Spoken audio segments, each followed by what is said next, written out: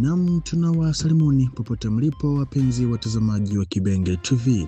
Huku tukitumania kwamba mnaendelea salama salimini, na hiyo ndio furaha yetu.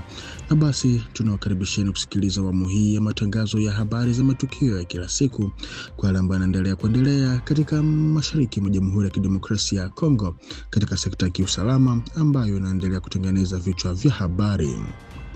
Na tutakwenda kuanza na taarifa kutoka jeshi la Jamhuri ya Kidemokrasia ya Kongo FARDC ambalo linadai kuendelea kusonga mbele katika eneo la Plateau za Kivu Kusini, ambapo limepata mafanikio mapya katika operesheni zake za mashambulizi ya kurejesha maeneo yanayozunguka Minembwe. Kwa mujibu wa vyanzo mbalimbali vya ndani vinavyoaminika, vinadai kuwa jeshi la serikali limefanikiwa kurejesha baadhi ya maeneo muhimu ya kimkakati yaliyokuwa yakidhibitiwa na wapiganaji wa muungano wa M23 Twirwaneho, licha ya matumizi ya ndege zisizo na rubani yani drone yaliyoripotiwa katika eneo hilo.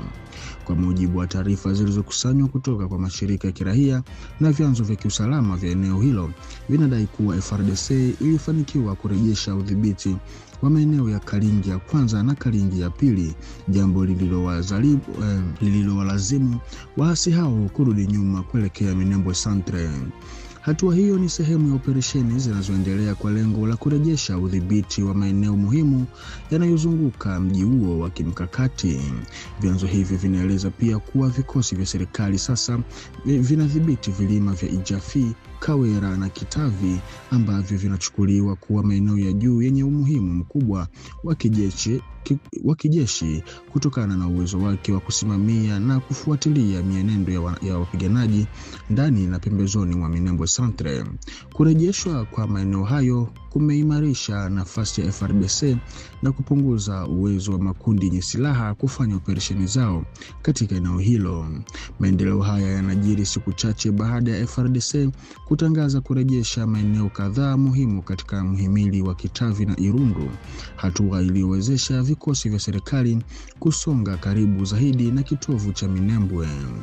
Wakazi wa eneo hilo wanaripoti kuona harakati za kurudi nyuma kwa wapiganaji wa muungano wa wahasi kuelekea Minembwe Centre, huku mapigano ya hapa na pale yakiendelea kuripotiwa katika baadhi ya maeneo ya pembezoni.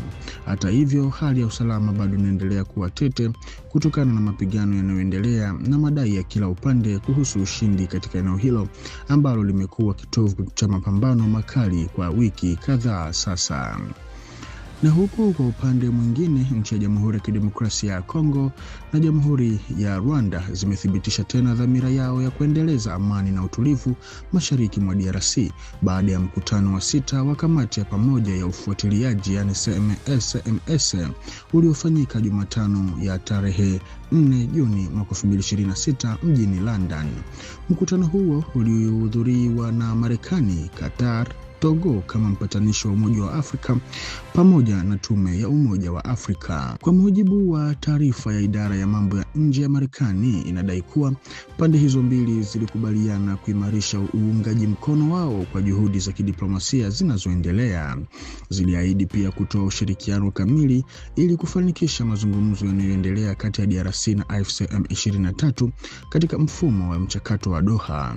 Aidha, Kinshasa na Kigali zimekubaliana kuchukua hatua za kujenga tena imani kati yao. Zimeahidi kujiepusha na vitendo au matamshi ya uhasama, hasa mashambulizi ya kisiasa au lugha inayoweza kudhoofisha utekelezaji wa makubaliano ya Washington, ikiwemo katika majukwaa ya kimataifa. Kamati ya operesheni ya pamoja COC ilieleza wasiwasi mkubwa kuhusu kuongezeka kwa mapigano mashariki mwa DRC tangu mkutano uliopita. Washiriki pia walionyesha hofu kuhusu athari za mashambulizi ya ndege zisizo na rubani ama drone dhidi ya raia na jinsi yanavyoathiri juhudi za amani.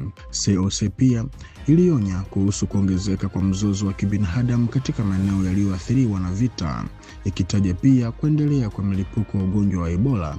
Kutokana na hali hiyo, pande zote zilikiri umuhimu wa kuchukua hatua za haraka ili kuhakikisha usitishaji wa mapigano unaheshimiwa kikamilifu.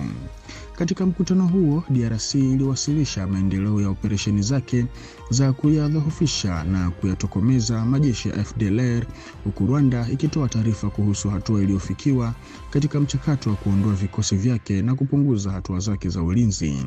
DRC na Rwanda zilitoa shukrani kwa Marekani, Qatar na Togo na Tume ya Umoja wa Afrika kwa kuendelea kuunga mkono mchakato wa amani. Pia zilishukuru Uingereza kwa kuandaa mkutano huo mjini London. Kwa mujibu wa taarifa ya mwisho ya mkutano huo, kikao kijacho cha kamati ya pamoja ya uratibu na upatanishi yani GSM kinatarajiwa kufanyika ndani ya siku 15 zijazo ili kutathmini maendeleo yaliyopatikana na kuendelea na juhudi za kuleta utulivu katika ukanda huo. Mkutano huu umefanyika wakati ambapo kuna juhudi mbalimbali za kidiplomasia zikiwemo makubaliano ya Washington na mchakato wa Doha zinazolenga kufanikisha usitishaji wa mapigano wa kudumu na kufufua mazungumzo kati ya pande zinazohusika katika mzozo wa mashariki mwa DRC. Hata hivyo, hadi sasa juhudi hizo bado hazijaleta matokeo ya wazi uwanjani, ambako mapigano kati ya wahasi na vikosi vya serikali yanaendelea. Kutokana na hali hiyo, sauti kutoka ndani ya nchi katika ukanda wa kimataifa zinaendelea kuzitaka pande zote kuheshimu ahadi walizotoa katika mchakato wa amani. Hata hivyo, wito huu bado haujazaa matokeo makubwa, kwani bado kuna pengo kubwa kati ya makubaliano ya kidiplomasia na hali halisi ya usalama uwanjani. Kila upande unaendelea kutafsiri vipengele vya makubaliano kwa mtazamo wake, jambo linalofanya utekelezaji wake kuwa mgumu zaidi.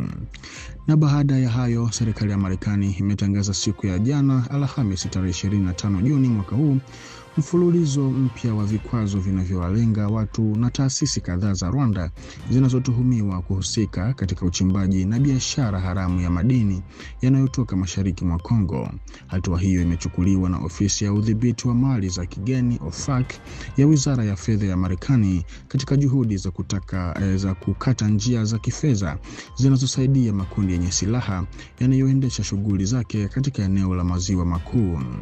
Miongoni mwa waliolengwa na vikwazo hivyo ni kampuni ya Gasabo Gold Refinery Limited yenye makao yake mjini Kigali, ambayo Washington inaituhumu kuwa na jukumu muhimu katika usafishaji na uuzaji wa dhahabu inayotoka katika maeneo yanayodhibitiwa na muungano wa AFC M23 mashariki mwa DRC. Kwa mujibu wa Wizara ya Fedha ya Marekani, dhahabu hiyo ilipitishwa kutoka Kivu Kusini kuelekea Rwanda kupitia mtandao uliopangwa vizuri uliokuwa ukipata msaada wa vifaa na ulinzi. Mamlaka za Marekani zinadai kuwa angalau kilo 60 ama 60 kilo za dhahabu zenye thamani ya milioni ya dola za Marekani zilisafirishwa kutoka mashariki mwa Kongo kwenda katika kiwanda cha Gasabo Gold katika miezi ya mwanzo ya mwaka wa 2026. Aidha, wizara hiyo inasema kuwa shughuli hizo zilifanyika chini ya ulinzi na usimamizi wa baadhi ya wanajeshi wa jeshi la ulinzi la Rwanda RDF, ambalo tayari limewahi kulengwa na vikwazo vya Marekani hapo awali. Mbali na kampuni hiyo, vikwazo hivyo pia vinamhusu rais wa Gasabo Gold ambaye anaitwa Jean-Marie Kalima pamoja na mkurugenzi mkuu wake Bosco Kayobotsi. Kampuni 3 za uchimbaji madini za Rwanda zinazohusishwa na Kalima nazo zimeongezwa kwenye orodha ya vikwazo kutokana na madai ya kuhusika katika biashara ya madini yanayotoka katika maeneo ya migogoro mashariki mwa Kongo.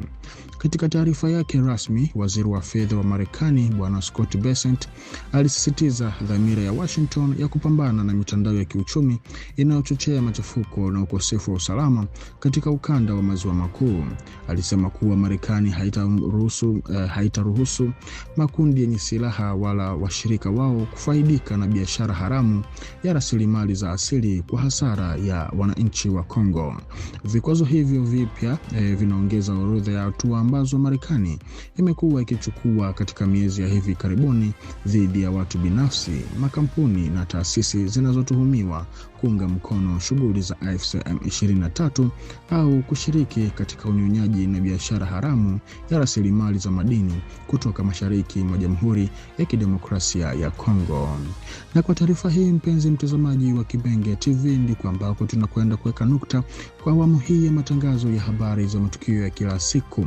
Tunashukuru kuona umeanza pia na kumaliza nasi, na basi wacha tukusiubaki sambamba nasi hapa kwenye channel yetu ili uzidi kufaidi zaidi habari moto kutoka kwetu.